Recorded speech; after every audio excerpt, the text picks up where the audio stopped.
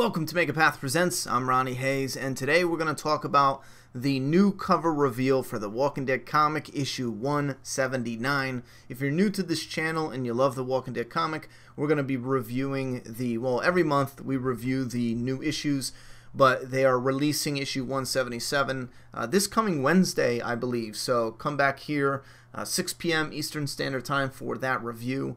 Let's jump right into the cover here because there's a lot of articles floating around online that are hinting, or in my opinion clickbaiting, a major character death because of the tagline. Now on the cover we see Eugene with Michonne's katana hanging over his back, and it looks like he's leaving the Commonwealth and a soldier's kind of escorting him away.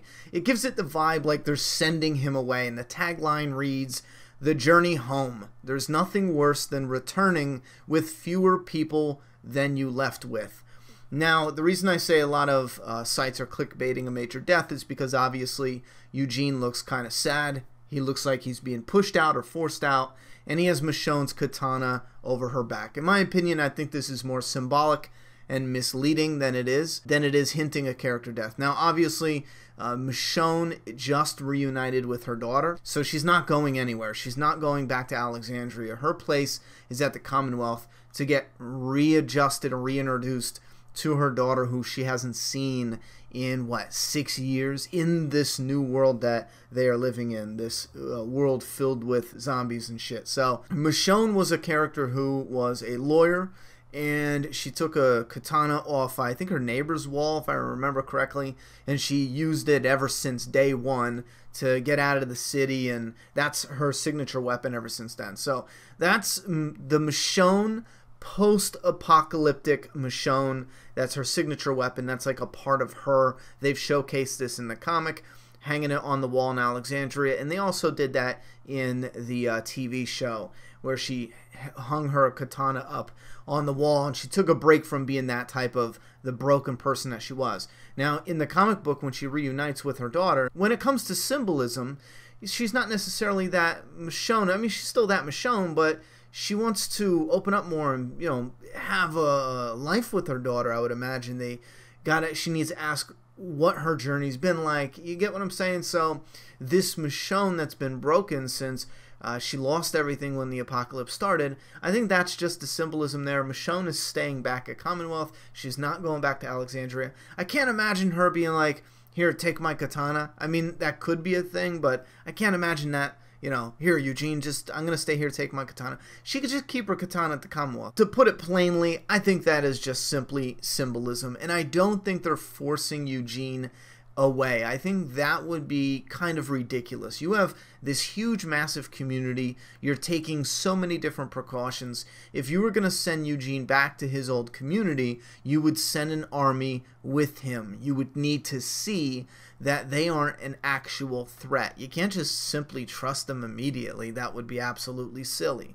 So I would imagine this new Officer Mercer, who is coming up on the issue cover being released this Wednesday, I would imagine he might be the one to lead an army to Alexandria to just take a look around and make sure they are not a threat. Make sure they are the people that they say they are. They are allies and not new enemies. And I think this is the direction the story's going to go in. I know issue 178 has the new character Princess fighting with some of the Commonwealth soldiers, and again, I think that's just misleading. I think something happens and she gets a little mouthy, they get into an argument, and there might even be a tussle. I don't think it's anything serious. It could be. It absolutely could be. The Commonwealth could be secretly evil people. I think we've seen that too much with the governor, and with this new character being a governor, it's a female.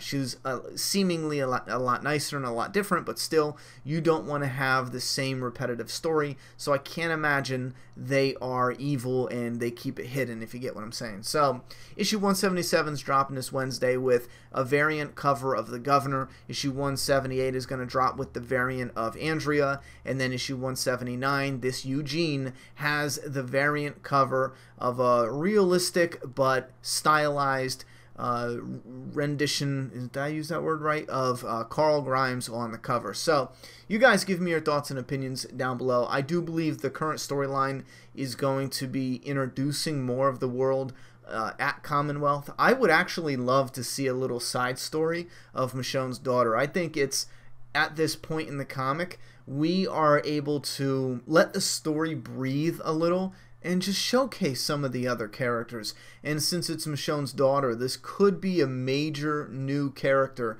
coming to the world of The Walking Dead. I think that would be a great opportunity. We are already hooked on Michonne. Having a character that could be another great future major character being Michonne's daughter, it would be nice to get the backstory and see where she went from the first beginning of the outbreak. And again, it's also nice going back to the outbreak. The outbreak is one of the most interesting and fun creative playgrounds for this type of story.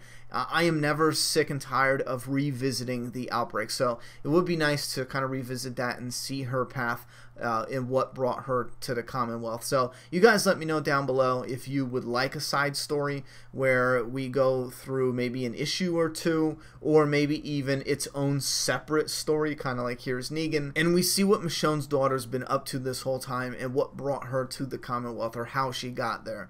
Now, as far as the story, the one thing I remain curious about, normally I would assume that Beta and a couple Whisperers will remain the secret enemy for a little bit and they will reveal themselves, but we know that he's dead now and the Whisperers are pretty much, as far as we know, completely dead. But I don't believe this new community is the new threat and the new enemy, so I am curious as to what the next threat is going to be. It doesn't have to be another group. It could be a number of different things, and I'm real curious as to what that is going to be. And I'm actually curious to see what kind of new story is going to springboard off of finding a community that's as big as the Commonwealth, because it doesn't always have to be a bad guy and a bad community fighting each other. It doesn't always have to be that. The storyline can become something different. It can evolve, and we can follow these characters down a road that doesn't involve facing down an adversary and his community. So I'm pulling for a little side story that's outside the box as far as that's concerned. I like exploring this world, so I don't necessarily need to have those type of wars and conflicts, but I'm definitely open and curious to see what we're going to get coming up. So that's all I got to say about this issue. You leave your thoughts and opinions down in the comment box, and then come back here on Wednesday, 6 p.m. Eastern Standard Time. We're going to review the new issue of The Walking Dead comic. Love you guys. Thanks for the support. Thoughts and opinions in the comment box. I'm done talking. It's your turn.